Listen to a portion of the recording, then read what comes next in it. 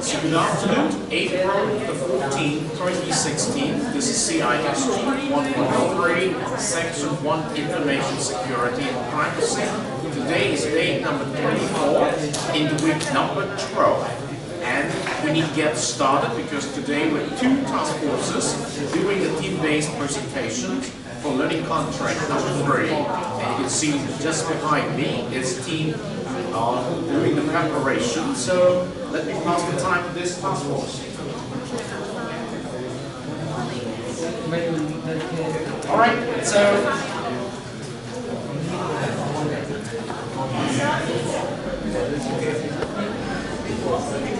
hi, today we will talk about with the computer crime. You often hear the term cybercrime. excuse me, let's listen. Today, I expect we now than ever before due to the sheer number of connected people and devices. But what is exactly in a nutshell? It's simply a problem that has some part of computer or cyber access to it. Cybercrime is a fast-growing area of crime. More and more criminal and exploding the speed, convenience, and immunity of the internet to commit and diverse range of criminal activity. There's no doubt physical and cause serious harms and pose very real change to victim birthright.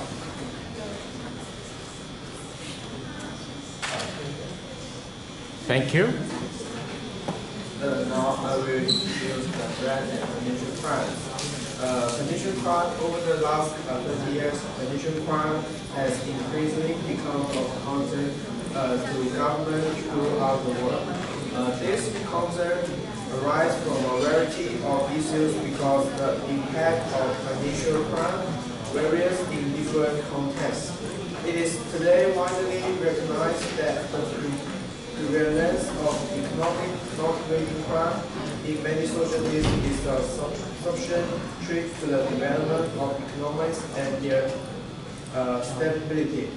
Fraud and financial crimes are forms of theft that occur when a person or entity takes money or property or uses them in an illegal manner with the intent to gain a benefit from it.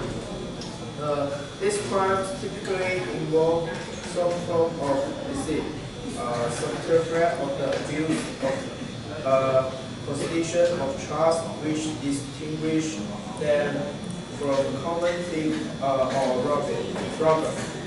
In today's economy, fraud and financial crimes can take many forms, which include fraud, electric crime, money laundering, terrorist financing, repair and coercion, market abuse and insider trading, and information security. Let's talk about now I'm going to talk something about the cyber terrorism. As you can see that the content about this slide of PPT is the definition of the cyber terrorism. And I will tell you some example of the cyber terrorism.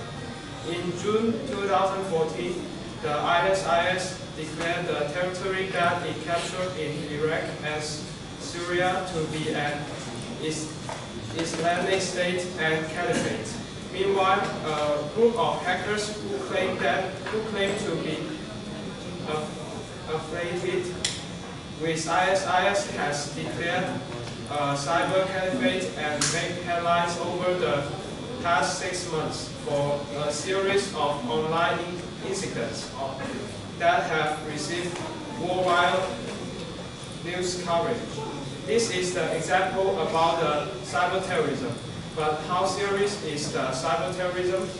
The United Nations Telecommunications Agency warns that the next world war could well be in cyberspace.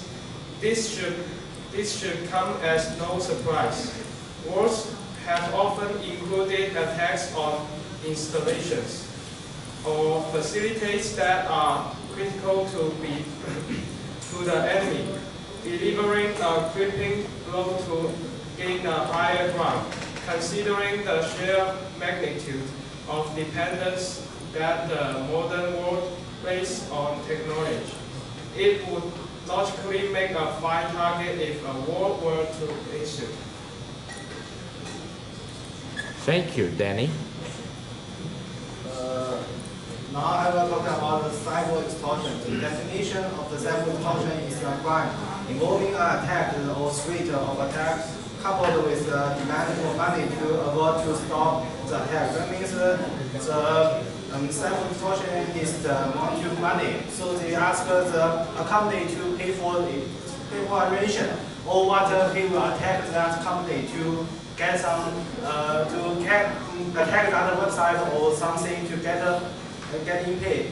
The most famous case is the Sony Pictures Entertainment hack in 2014. And here is a YouTube link to show about this event. Because the time limit, you can check this later in the website. Now I will pass the next about the cyber warfare.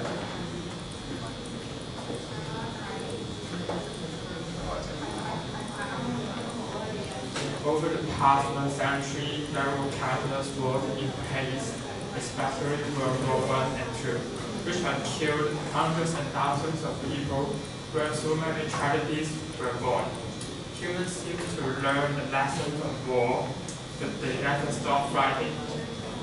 Cyber war appeared to be a substitute for the real war. Instead of sending soldiers to the battlefield, people at present just send a group of people called hackers. The battlefield has been shifted to the internet. Cyber war is internet-based conflict for the purpose of achieving political and financial goals, sometimes for military purpose as well. What kinds of action are actually being taken are, for example, disable official websites and networks, disrupt internet service, steal classified data. There is still a great deal of variation of cyber warfare, but recently many countries have invested in training people to be equipped with skills of hacking and defending on the internet. Its significance has risen over time. In the end, this is the point I have to clarify. The distinction between cyber warfare and cyber terrorism. We put emphasis on the scale, which is on national scale. In cyber warfare, while cyber terrorism is more about personal issues. When discussing these issues, we cannot mix it up, since the motivation behind them is somewhat different. Thank you. May I request that we really pay attention to your fellow students? We heard a lot of noise here and they could not pay attention. Help, yes, thank you. Yes? I'm going to talk about computer as a target. Computer can be the target of criminal activities. And there are two ways that hackers can steal information from your computer. First one is by virus. A virus is a computer program that disrupts or destroys existing computer system. A virus spreads rapidly around the world, destroying computer files and costing companies and individuals' computers or networks are shut down. When your computer or network is in their hands, the hackers then may get your information easily, such as creating card numbers and use it for purchase or charge fake servers. Another common offense is known as denial of service, or in computer language, mail bombing.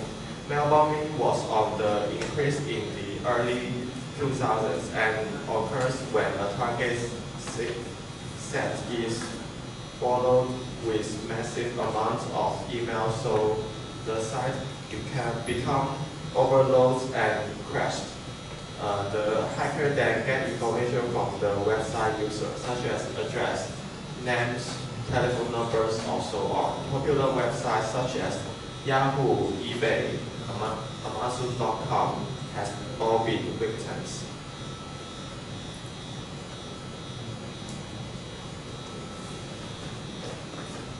Thank you. Now I will use the computer as a tool.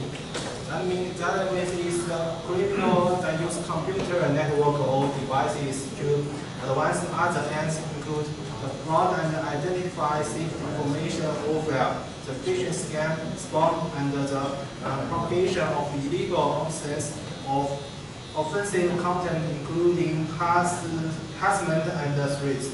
And then I will introduce some cases about the computer crime. I will introduce three major cases. The first one is the New York's Union Dime Savings Bank in 1970, which causes over $1.5 billion loss.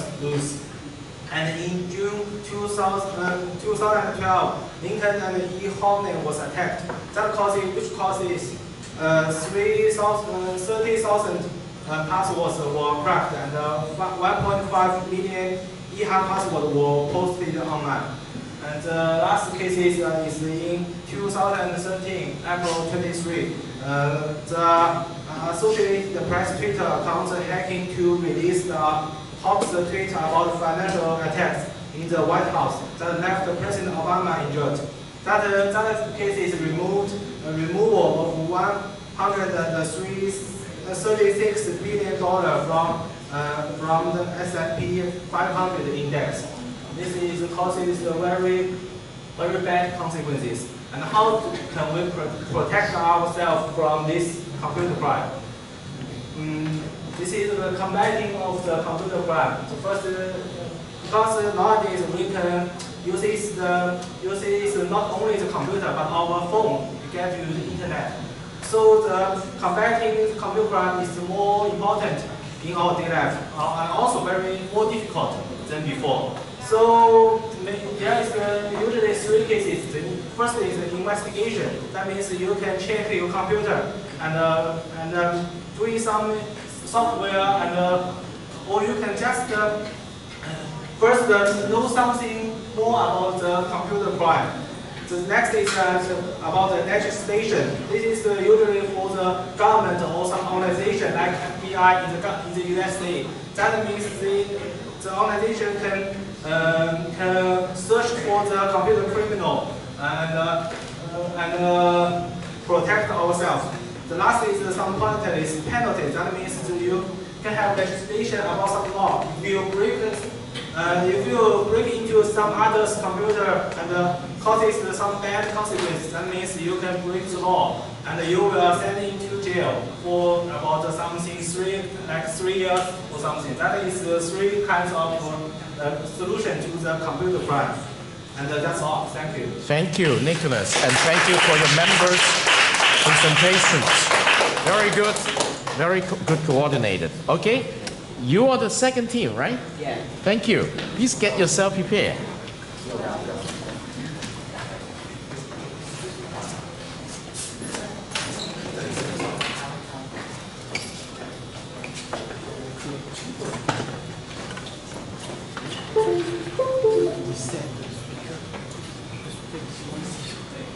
The speaker.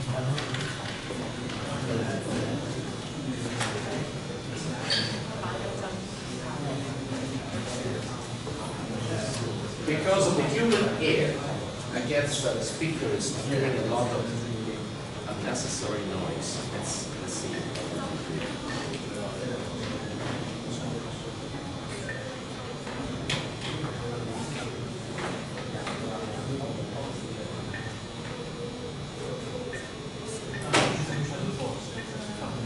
Not much we could do. It's inside the cabinet, I guess. It's all right.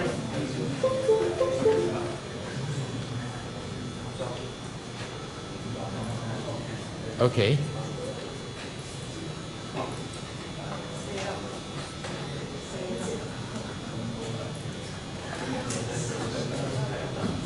Maybe close the power of the power.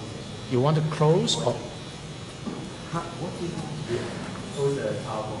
Close. Yes. Okay, close. Thank you.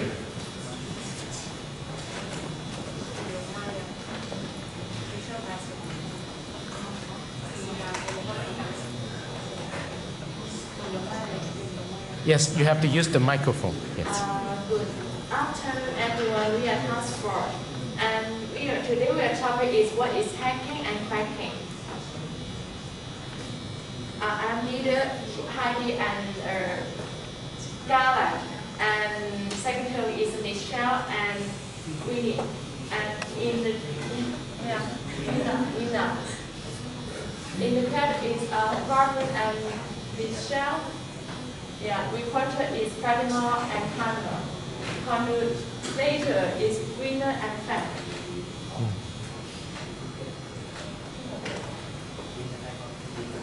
Winner will introduce what is definition and difference between hacking and cracking.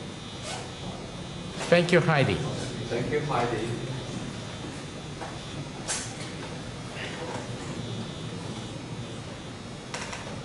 Before I learn this topic, I think hacking and cracking are the same. In fact, there are huge differences between hacking and cracking. First, hacker refers to someone that seeks to understand computer, phone, or other system strictly for satisfaction of having that knowledge. Hackers wonder how things work and have an incredible curiosity. Hackers will sometimes do questionable legal things, such as breaking into a system, but they generally will not cause harm once they break it. Contrast a hacker to a term cracker. Cracker means, as for cracker, it's a common term used to describe a malicious hacker. Crackers get into all kinds of mystery, including breaking or cracking, copy protection on software programs, breaking into systems and causing harm, changing data, or stealing. Hackers regard crackers as a less educated group of individuals that cannot truly create their own work and simply steal other people's work to cause mischief or for personal gain. In my opinion, hacking seems to find a backdoor of a software. For example, the Goldfinger for the PSP game. Goldfinger can help players to modify the parameters of the games, such as game points, characters, and so the value of the ability to achieve a more relaxed and easy purpose. As for hacking, there are two kinds of hackers, white hackers and black hackers. We used to think that hackers are bad. It is not so. In fact, white hackers are hackers with hacker ethics. In opposite, black hackers refers to those who make automatic cracking software tools that everyone can use without hacker ethics. Now I will invite Hannah to talk more about it. Thank you. Thank you. Thank you, Winner. That's Winner. Now I'm going to talk about another hacker is an Windows sizing of an website, data and computer systems. This usually involves prototyping of firewall and any other protection in place to prevent an aggressive site. It is normally done to steal information. However, cracking is statutorily removing the copywriter protection code that prevents copy-pair from running on computers that haven't been optimized to run it by the window of the software. However, it also hackers and crackers also have things in common, because hackers and crackers are always computer users with high technologies of internet. This is our starting information. Now I invite Brad to talk another thing. Thank you, Hannah. Thank you.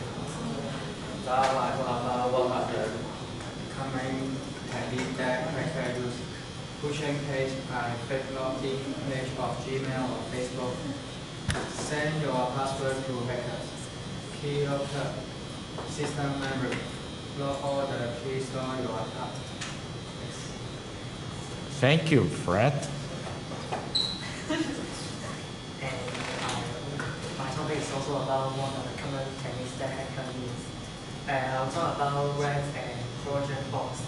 RAT means remote administration tool, and with RAT, the hackers can connect to your personal computer and recover your knowledge. You can see what you are currently doing and which sites you are serving now. And also you can copy your files from your hard disk, so you can get your information to selling or for other use. And the next one is Trojan horse. And in Cantonese it is and this comes from various sites. And when you download something from various sites, all the keyguns and patches and even the original troll programs are flooded. And when you run the keygun and you get the desired output, but in the background your system is getting influenced by Trojan. So it can damage your computer and hackers can get your information. Thank you, Martin. Thank you, Martin.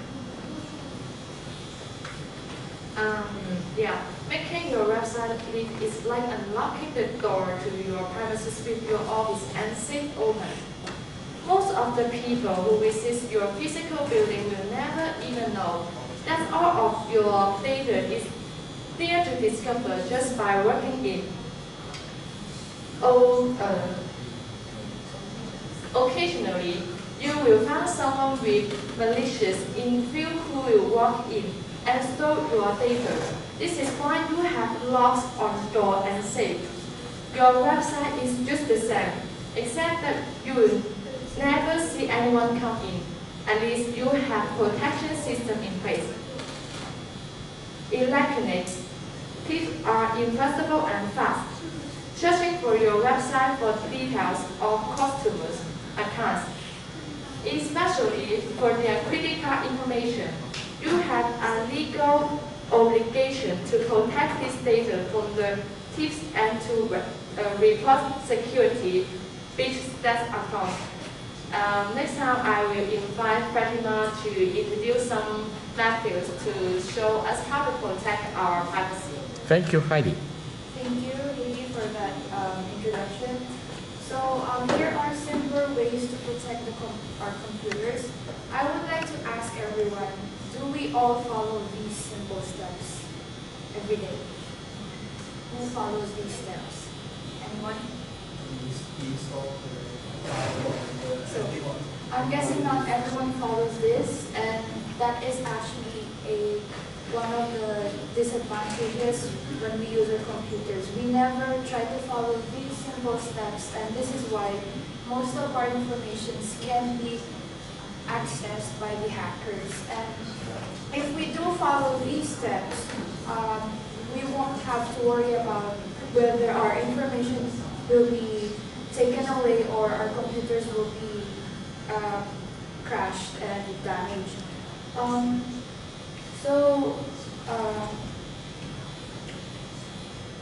Of course, when we follow these steps, we don't have to check our. When we follow these steps, we have to check our information or accounts every day to check whether for example, just like what Haley said, our credit cards, we have to check them every day whether our cash or our bank accounts are still okay and not hacked by the hackers.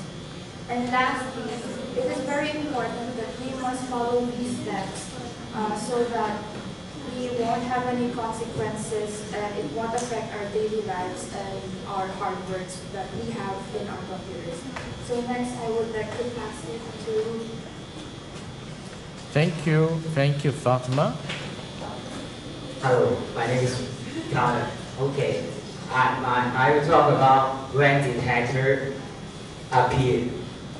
So hacker is the word appeared in 1960, and at that it is the time very early before the time internet has created. So at that time, hacker is describing people who have extreme skills in or language programming. Okay, and some people may think that is always lock themselves in the house in their room, but they are very clever. Nowadays, hacker is also very clever. If not, how they can hack, store our information. Okay, so nowadays, hacker is a noun with bad meaning. Just like it indicates the behavior of modern hacking appeared in nowadays. Okay, that is my part. Thank you. Thank you, Galen.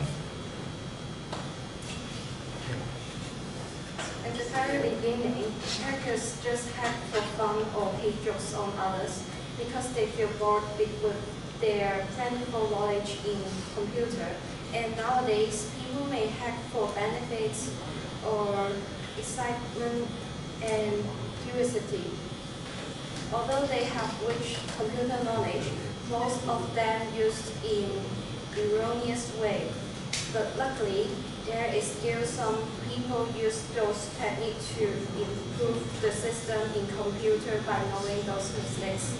And that's all our sharing. Thank you. Thank you very much for your task force sharing. You're putting together something very interesting. And thank you once again for all your effort. All right? So we still have a time for one more task force. Are you ready? Thank you. Please help yourself.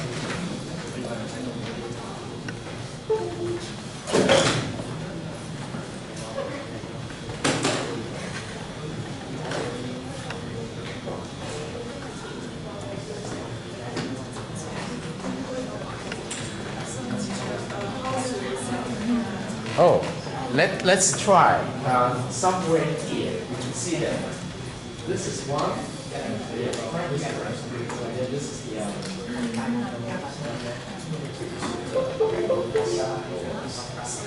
Using a separate knife.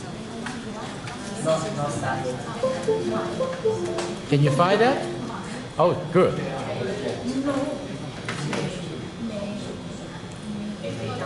Excellent.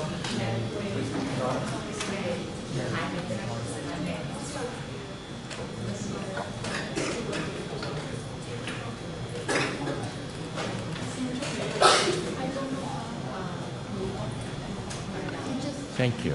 Yes. We are task force 3 and we focus on information fraud. These are the 4 questions we talk about. First, what's the information fraud? Second, why information fraud is so common? Third, how to avoid information fraud? And fourth, how the hackers attack victims. First, I will introduce the definition. The use of internet services or software with internet access to defraud victims or to otherwise take advantage of them. For example, stealing personal information, that means identity theft. Also, the common form of information fraud is the distribution of security software, and it occurs in chat rooms, emails, message boards, or websites. The different types of information fraud. There exist many types, for example, purchase fraud, money transfer fraud, dating fraud, charity fraud, international motor dialing, and this picture shows the major types of internet frauds. And my partner will introduce more about. Thank you, Jia. Erica, you can press the button to make sure it's in slideshow. Yes, thank you.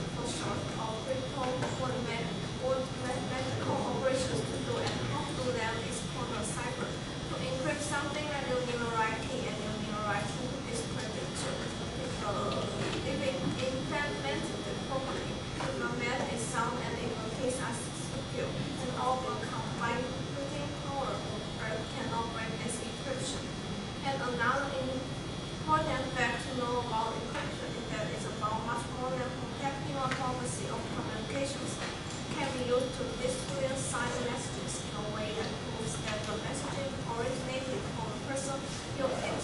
Fact is true. And while internet makes many everyday tasks faster and more convenient, like shopping, banking, and communicating on the go, it's important to be safe, secure, and responsible online. We need to defend ourselves against scammers, hackers, and identity thieves by protecting our information and our computer while online. So that's a short video about email about the information fraud. What is the state?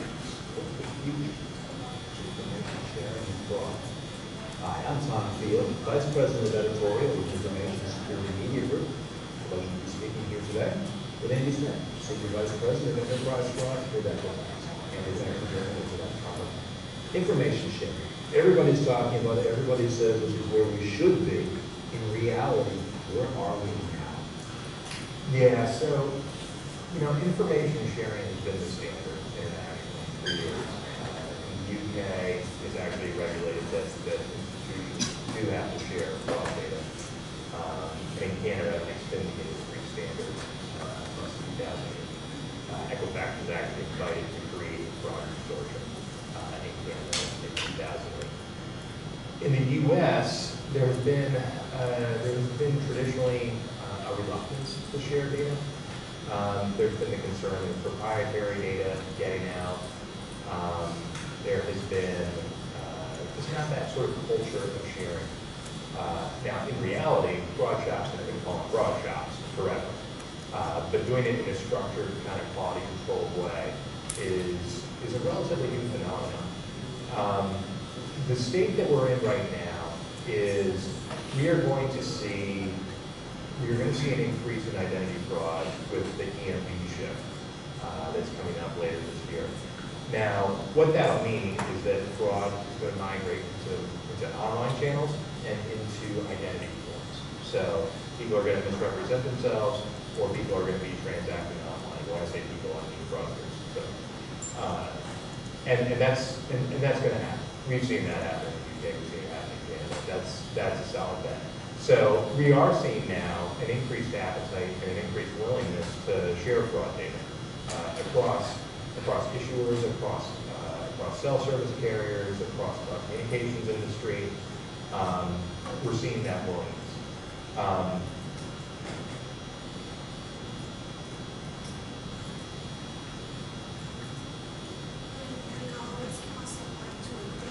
Thank you, Erica. And the question from our panel is why information fraud is so common. I think we should see this question from two aspects. The first is why people do it, and the second is why it can success. And I think the answer for the first question is obviously is a benefit.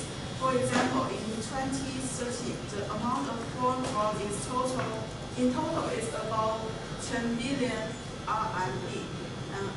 This is a sum of money, and the criminal only to the fraud and get it. And behind the 10 billion, it also can explain why it can success. The operators get 10% of them, and the bank gets 3%. It means the criminal have the support of this institution. And if we focus on the victims, we can find there are also some problems. As follows, the first is greedy. If people don't read it, they won't trust the price information and to follow the instructions. And trust easily only can communicate tool. And avoid government. When people saw the information referred, they are the government and they cannot see this thing calmly. And short of awareness after relaxed chat. This may not get you money, but get you information. And your information may use in some illegal condition. And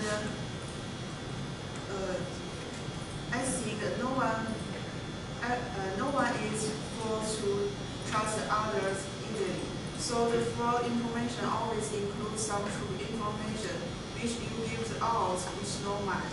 And there are special conditions that some group is easily be the victim, such as the old and the college student parents. The common of them is their relatives are far away from them, and they don't know their relatives' condition. So when someone uses the correct phone number or account, they will trust them that they are their relative and give their money. And Michael will answer this question. Thank you, Karen.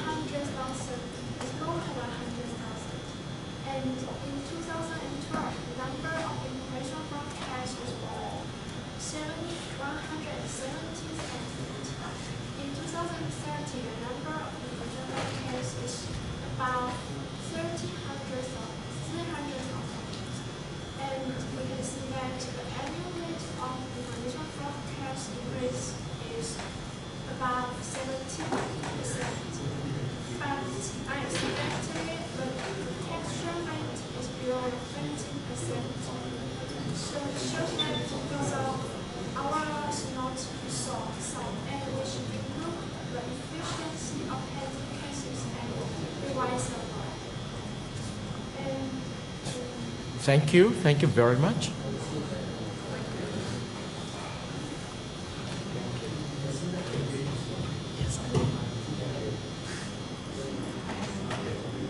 Now I'm going to talk about the way to apply for application form. First, know who you are dealing with. Try to find a seller's physical address and phone number with internet phone searches and other web-based technologies is help to tell where someone is coming from. Do an online search for the company name and website and look for reviews. If people report negative experience, you will have to decide if the offer is worth the risk. After all, a deal is good only if you get a product that actually works as promised. Second, know that borrowing money is not sending cash. Often insist that people wire money, especially overseas, because it's nearly impossible to reserve the transaction or trace the money. Don't wire money to strangers. To sellers who insist on wire transfers for payment, or to anyone who claims to be a relative or friend in an emergency and wants to keep the request secret. Third, read your monthly statements. Scammers steal account information and then one upcharge or commit crimes in your name. Dishonest merchants bill you for monthly membership fees and other goods or service without your authorization. If you see charge you don't recognize or didn't pay, contact your bank as issuer or other creditor immediately. 4. Remember, there's no sure thing in investing.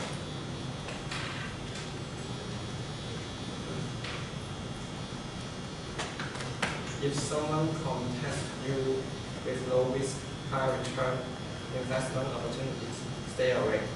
When you hear pitches that insist you act now, that guarantee big profits, that promise little or no financial risk, or that demand that you send cash immediately without them. 5. Don't send money to someone you don't know. Not to an online seller you have never heard of, or an online interest who asks for money. It's best to do business with sites you know and trust. If you buy items through an online option, consider using a payment option that provides protection like a credit card. If you think you have found a good deal, but you aren't familiar with the company, check it out.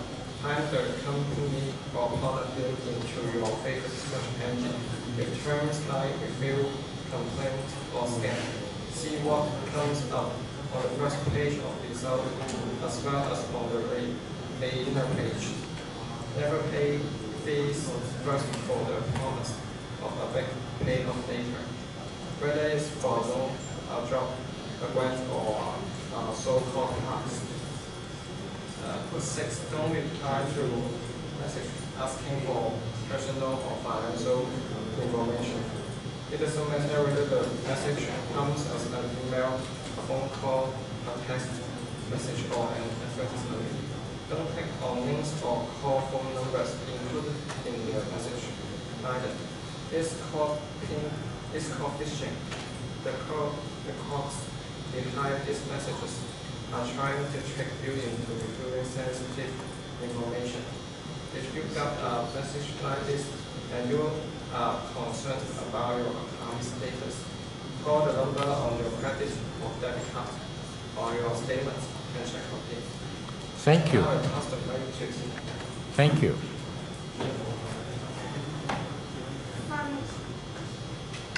I'm going to continue about the methods to prevent informational fraud. Firstly, do not click on links or call phone number included in the message if you're not believing it, because someone may hack in your software and hardware and get your information from these messages. And large companies should regularly check on the system to prevent a large amount of information is leaked out, because a little bug might lead to a serious leakage of personal information of the clients. And you should confirm on everything related to personal information because it's very important.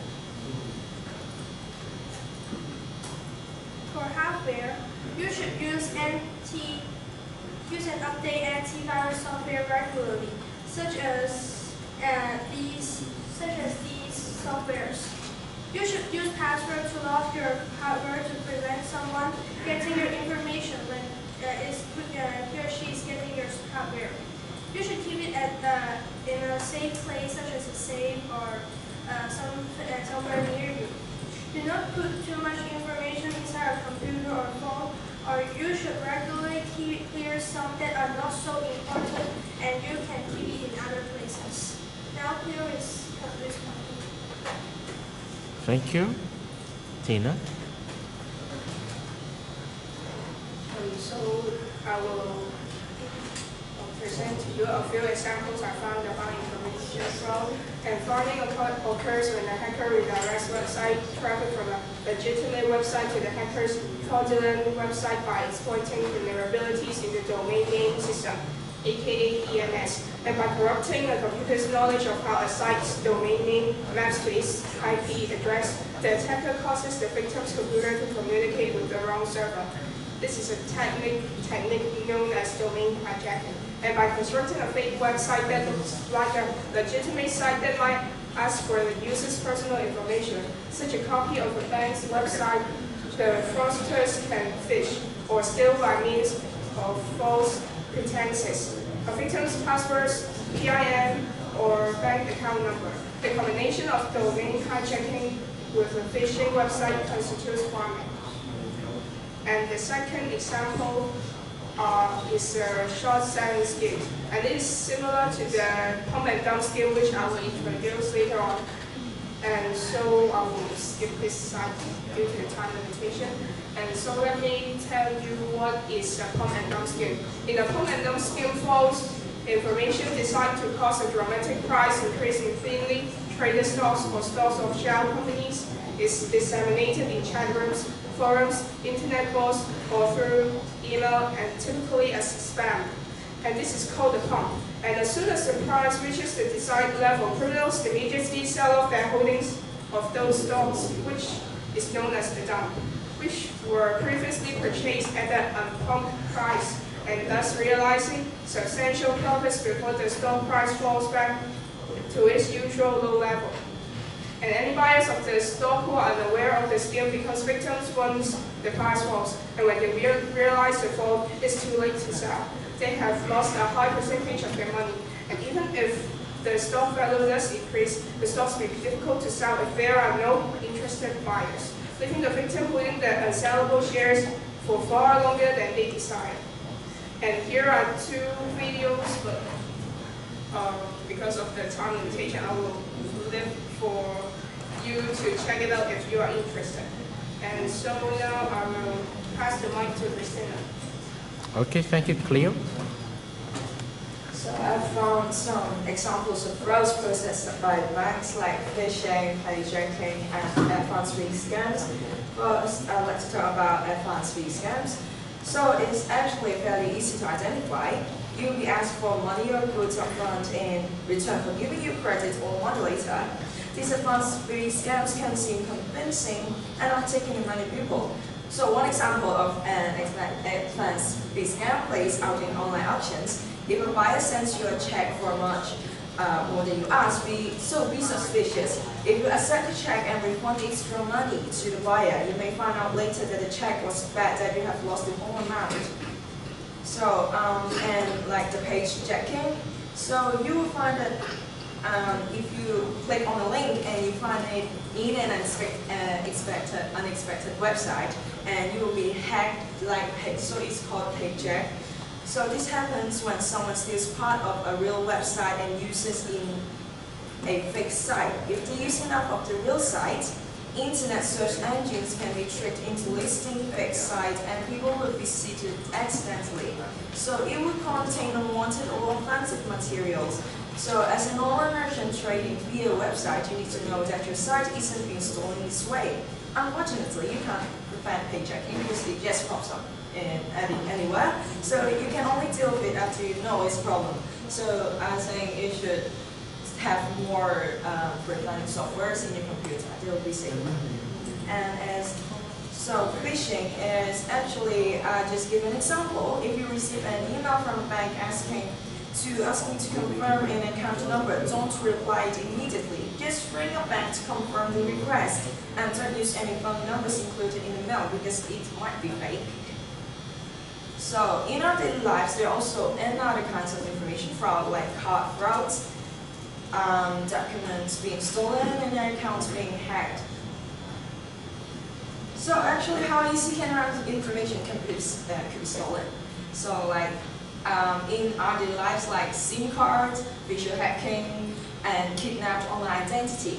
So like Actually, SIM card might be taken as just a hacking con in which a criminal uses a SIM reader or scanner to copy the information on a SIM card and memory chip in your mobile phone. Once a bad guy has the code to your SIM card, he can copy it and basically use your phone's information to make phone calls for free. So actually, you will pay your phone fees for the others. And also, you could fall prey to visual hacking. It's like you will hack into someone's computer to steal their documents, or you can spy on their computer screen and to steal the information. So I'm saying you should log out your account every time you use it. And also, somebody might kidnap your digital identity. It might not be as troubling as getting a social security number or credit card stolen, but it's easy to imagine how someone could do a lot of damage to your reputation and more in this film. If online account are hacked, so be careful to your online accounts, because I think people that play social media games or online games will notice that their online games might be hacked, like LOL or Facebook. Once they're hacked, like gamers will notice that they might use their accounts to pay for their, I don't know, weapons, and they will find that it will be, their money will be stolen and used. Or Facebook, Facebook has the service to pay for the games or other service, so your bank account might be used. So actually, how dangerous could it be? So actually, information like Facebook contains lots of our daily life pictures. So for example, like our personal pictures might be stolen and being photoshopped and naked post on the illegal online page. So, and also some illegal online shops. So there's lots of internet fraud or information for different kinds, not only banking system, money, or also our daily life. So we would like all of us to pay attention to the problem of information fraud and internet fraud. Thank you. Anyone who's next? That's all. Thank you very much for your task force effort, doing a very interesting work together. Well, now we have basically finished the task force presentations by 4 task forces. There is only 1 task force left, and is your task force, are you going to do it next week? Johnson? Okay, so it's very important that you try to put things together and through your members together to put your presentations. Your cheat sheet is here. Whose cheat sheet is this? Okay, all right. So I think it's very meaningful to see how all of you work together. It's very interesting and it's very enriched to read some of your work together. And you see that with the remaining 2 weeks starting next week, which is week number 13 and week number 14, we have set some time for you to do your speech of this semester, in which each one of you need to sign up in order to get a time slot.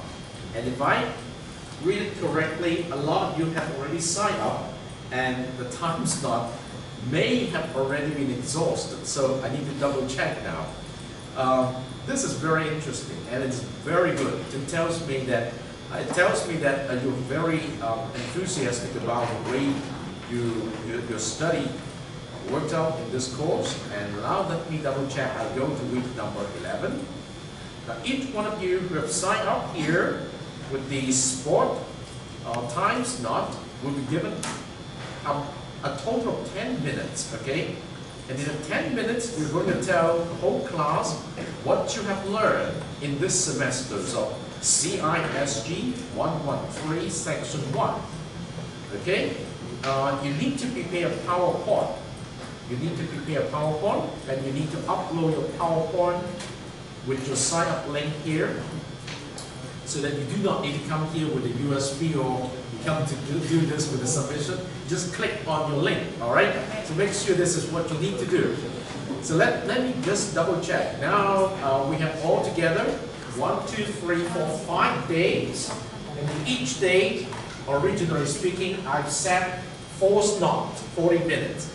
Now it looks like if the number of people exceeds those slots, I may adjust the slot to 6 slots per class. So that will help quite a large number of you to get the job done. All right, so as you can see that you have to sign up in the slot which is not already taken up by your fellow students. If you would like to speak in a slot which has already been taken up by your fellow student, you need to put yourself in a waiting list, okay? And then try to give you 2 more slots on that day. And so you can see that once you check all the slots which have already been filled up by your fellow students, you need to put yourself in the wait list. Okay, let's take a look at the first person who's going to present next Monday is Nicholas. All right, Nicholas is here. And then I do not see any other person on the first day. So we still have 3 more slots on the first day, which is April the 18th. So if you want to sign up, the second person is Carol. Okay, so 2 students on the first day, and that means 2 time slot left.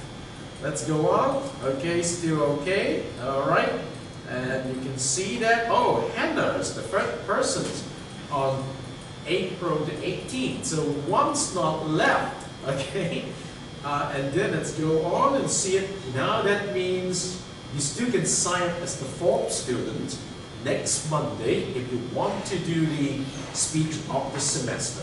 Make sure you sign up. You prepare your PowerPoint, you upload your PowerPoint there in the sign up link, and then that is proof of your work, all right? So you need to go through the list like what I did to make sure that it's not you just want to sign up, has not been taken up by your fellow students, okay? So that is the very interesting speech of the semester. You can listen to your fellow students' sharings on what they have learned individually, pair-wise, team-wise, as well as task force-wise, okay? And remember, you can earn a maximum of 10 semester points on this. That is a lot of points. Okay, allow me to get back to do the attendance score for today. And after that, I'll let you go or to carry out with your portfolio work. That's very important. The portfolio work will give you another 20%, all right? So that's exciting. Johnson, you're here. You don't, thank you. Star, you're here. Terry, not here, okay. Iris, thank you very much. Christina, thank you. Gabriella, thank you. And then Sonia, not here today, okay. Tina, thank you. Cleo, thank you. Joey, not here today. Winnie, not here today. Xiao Hui, thank you. And then Denny, you're here today.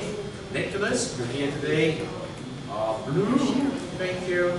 Karim, not here today. Ming Xian, not here today. Okay.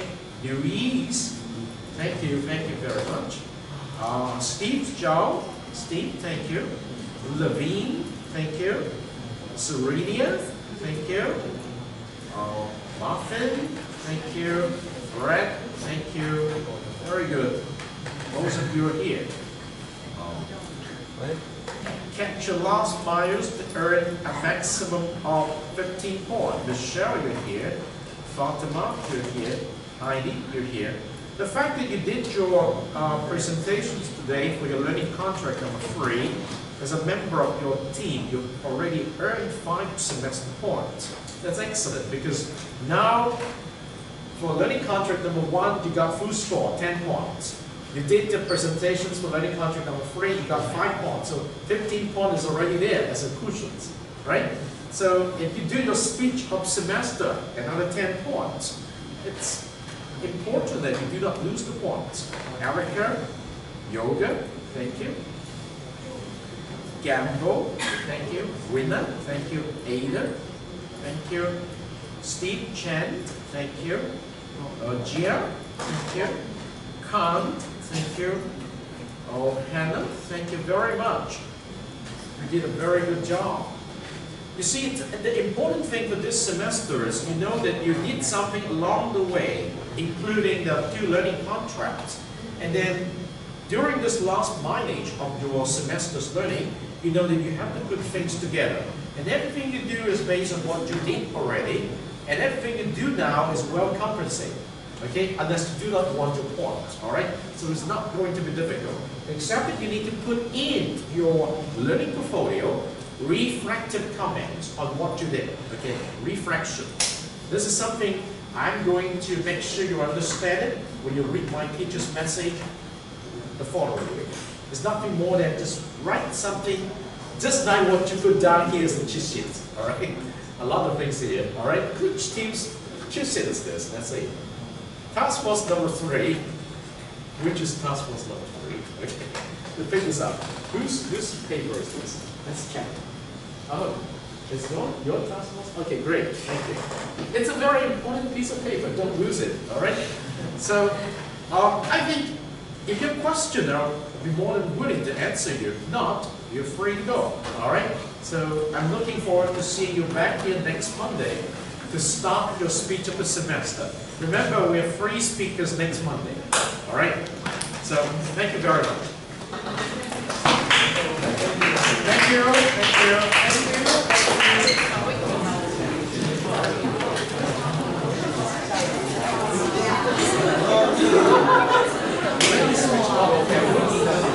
So that's it for today's CISG113, Section 1, Information Security and Privacy, day number 24.